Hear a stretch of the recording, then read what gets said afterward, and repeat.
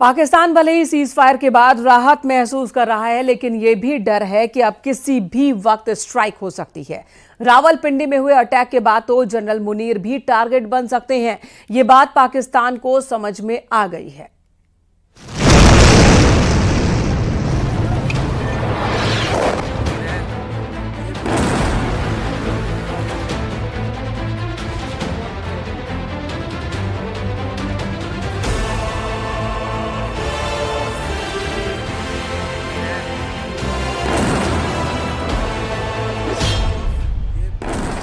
रावलपिंडी नूर Khan airbase पर धमाका हुआ और यहीं से पाकिस्तान का सबसे बड़ा खौफ शुरू हो गया।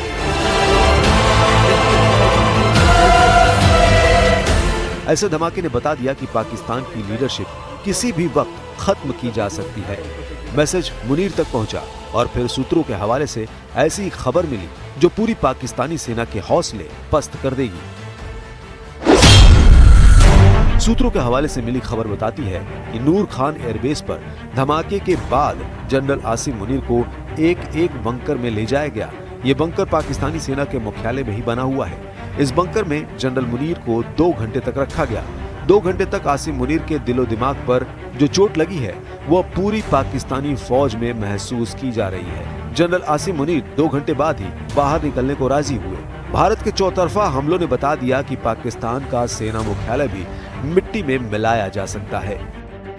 इस्लामाबाद से 10 किलोमीटर दूर नूर खान बेस पाकिस्तान की एयर मिलिट्री कमांड का हेडक्वार्टर भी है और यहीं पर भारत ने हमला करके बताया कि उसकी रेंज और नजरें कहां तक है। इस धमाके के बाद सैटेलाइट इमेज से पता चलता है कि नूर खान एयरबेस पर भारी नुकसान हुआ।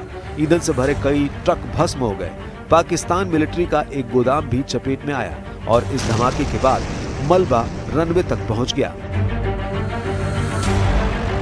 पाकिस्तानी सेना ने आतंकवादियों का साथ देना उचित समझा और इस लड़ाई को अपनी लड़ाई बना ली।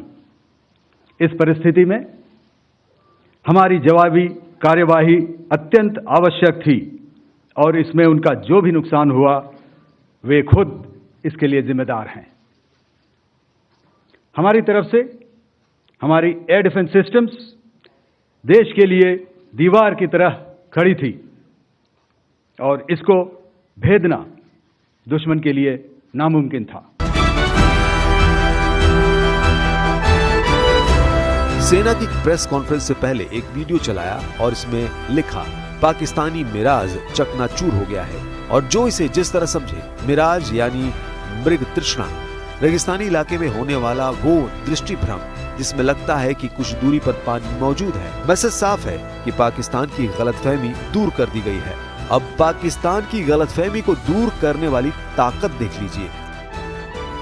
यह है वो मिसाइल जिसने पाकिस्तान के भ्रम को तोड़ दिया। यह है ब्रह्मोस सुपरसोनिक क्रूज मिसाइल। इसी मिसाइल ने पाकिस्तानी एयरबेस, रेडार स्टेशन, आतंकी अड्डों में कोहराम मचाया है। सुपरसोनिक क्रूज मिसाइल ब्रह्मोस की रेंज 290 किलोमीटर थी, जिसे बढ़ाकर 450 किलोमीटर कर दिया गया और अब 800 किलोमीटर तक के टारगेट इसकी जद में है। यानी पाकिस्तान का कोना कोना अब ब्रह्मोस की रेंज में आ चुका है।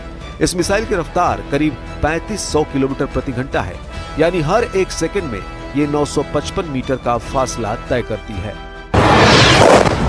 अब इस रफ्तार से पाकिस्तान कैसे बचा होगा या आगे कैसे बचेगा, इसी बारे में सोचकर सबसे बड़ा सदमा जनरल आसिम मुनीर को लगा है। जनरल मुनीर ही नहीं, पूरी पाकिस्तानी फौज का दिलो दिमाग ब्रह्मोस के धमाके से छलनी हो चुका है। यही वजह है कि रावलपिंडी पर हमले के दौरान आसिम मुनीर 2 घंटे तक बंकर में रहे। इसकी सबसे बड़ी वजह ब्रह्मोस मिसाइल ही मानी जा रही है, क्योंकि इसको रोकने की ताकत दुनिया में किसी भी सेना के पास नहीं है। रूस की मदद से 1990 के दशक में जिस मिसाइल को बनाने का काम शुरू हुआ, वो आज भारतीय स्ट्राइक मिशन की बैकबोन बन चुकी है और पाकिस्तान पर हुई स्ट्राइक ने इस बात को साबित कर दिया है कि जनरल आसिम मुनीर की फौज के पास इसका कोई जवाब नहीं था।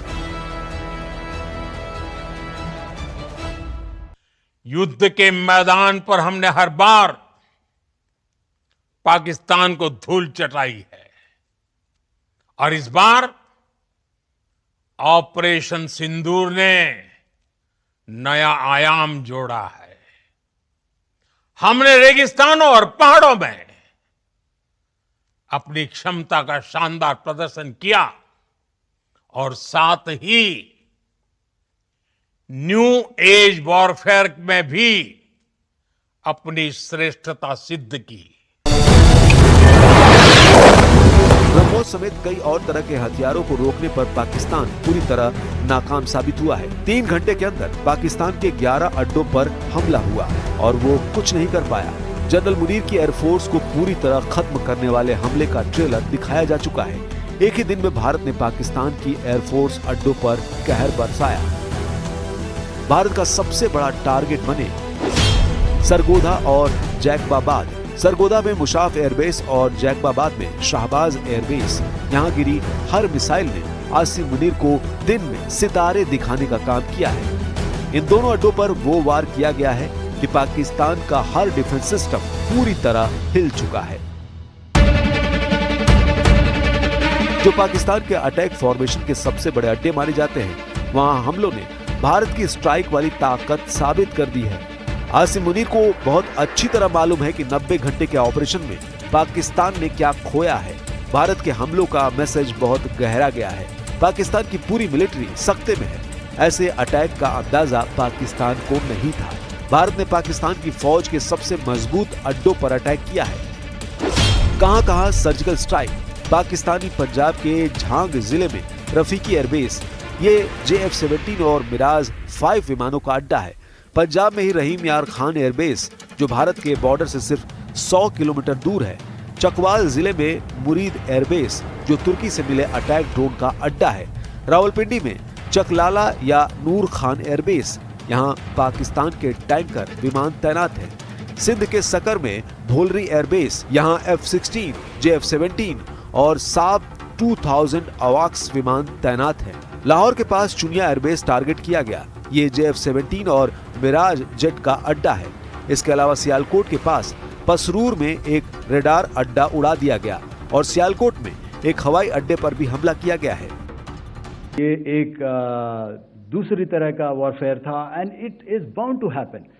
हम लोग पिछली लड़ाई, अगली जो कभी भी लड़ाई होगी, भगवान करे ना हो, लेकिन अभी यदि हुई तो ये पिछली लड़ाई की तरह नहीं होगी। हर एक लड़ाई जो है अलग तरीके से लड़ी जाती है और टेक्नोलॉजिकल एडवांसमेंट्स हो रहे हैं। हम भी उस एडवांसमेंट्स के हिस्सा हैं, हमारे एडवर्सरीज भी हिस्सा हैं। So it is a cat and mouse game and you have to be ahead of the curve to beat your adversary. Pakistan के 40 अड्डे भारत के टारगेट पर थे, लेकिन शुरुआत में 11 अड्डों पर ऐसा हमला किया है कि बाकी बचे अड्डों में दहशत फैल गई।